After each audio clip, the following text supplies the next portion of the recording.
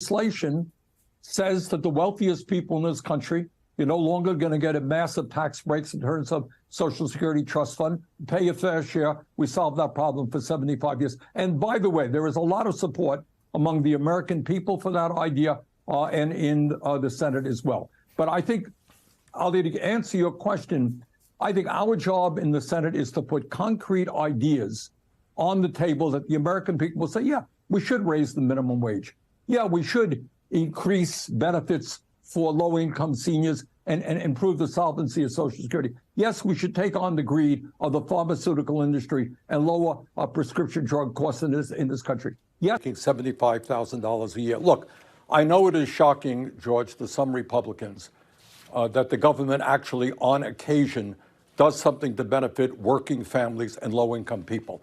I don't hear any of these Republicans squawking when we give massive tax breaks to billionaires, when we have an effective tax rate today such that the 1% have a lower effect. Not running away with a whole lot of money at that point. You're still only earning $30,000 a year. On recession. In February of 2021, for example, a prominent economist testified right here on Capitol Hill that Democrats' runaway spending might back the Federal Reserve into a corner.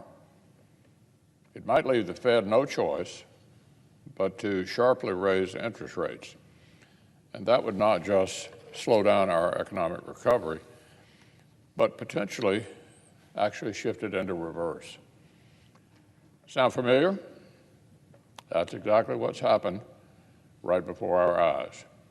Yesterday, that showed consumer price growth spiked in May.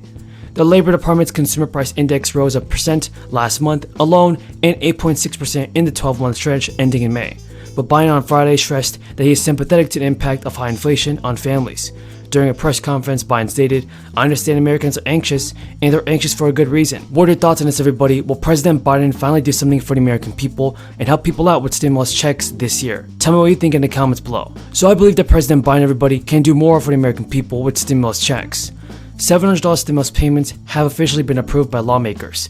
These checks will only be going out to a new targeted group of Americans, including those that are experiencing financial difficulties right now. More pressure is now on Congress to approve a fourth round of checks. Schumer is already proposing a new plan, and it was announced that the West Liberty City Council voted unanimously to move forward with a plan to distribute $700 stimulus checks to city residents that were previously excluded from the crisis relief. The plan would use $147,000 in local American Rescue Plan funding, which was allocated to states, cities, and counties to provide economic assistance for households negatively impacted by the crisis. A formal resolution is expected by June 21st, and the two city councilors argued for larger checks of $1,400, saying they plan to continue advocating for bigger checks up to the formal resolution. Now, it is really great to see that some lawmakers are finally taking action for the American people. West Liberty will become the second city of Iowa and one of the few cities in the country to set up a direct payment program using a portion of its American Rescue Plan funding. The state of Maine has also started sending out stimulus checks to residents in need. I assume that's not about the Golden State Warriors.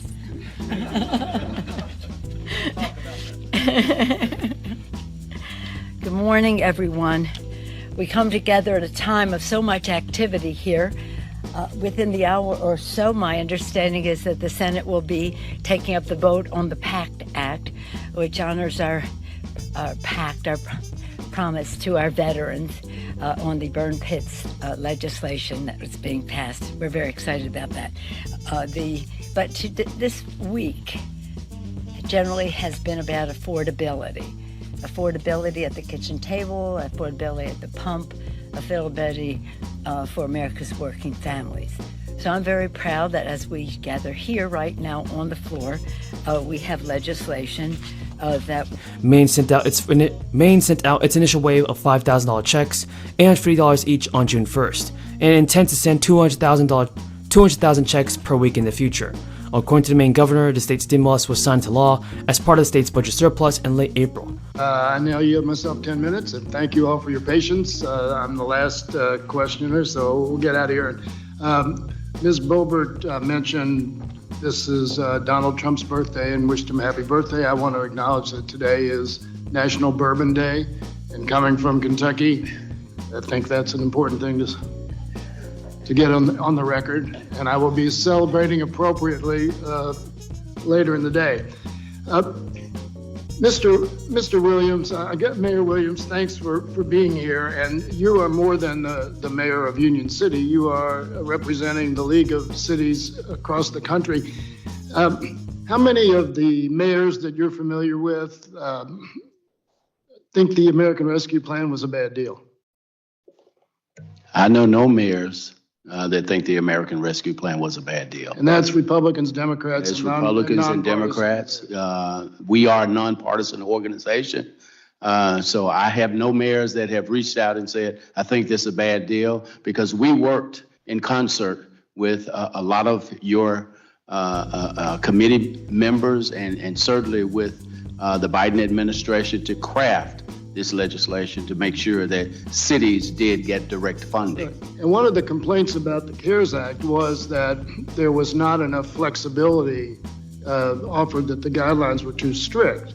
And therefore, when we were crafting this legislation, that's what we wanted to do, was to give the cities and states and counties more flexibility in the use. And so obviously, that doesn't guarantee that everybody will use them for the best possible purpose. But the ranking member mentioned a list of things. And ones he mentioned, and I know he said there were more that he didn't mention, but didn't amount to $2 billion, which means that's less than 0.1% of the total investments made under the American Rescue.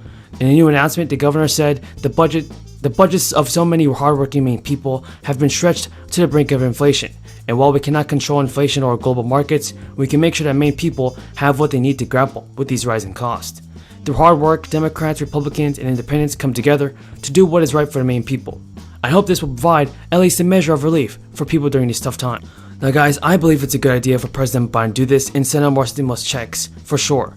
If you guys agree, tell me in the comments down below. Safety legislation. Last night I spoke with Senator Murphy on the latest round of bipartisan negotiations.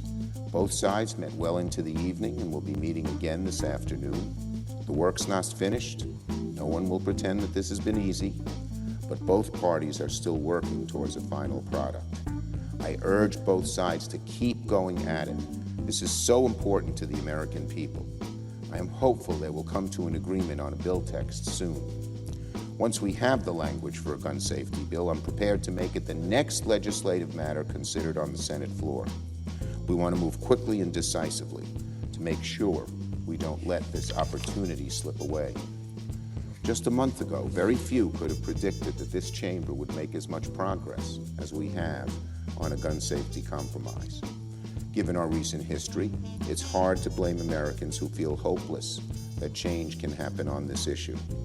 But that's why you never give up. Never give up. Even after facing so many disappointments. No matter how many times gridlock has taken hold in the past, survivors of gun violence, gun safety advocates, people who have lost loved ones, children, have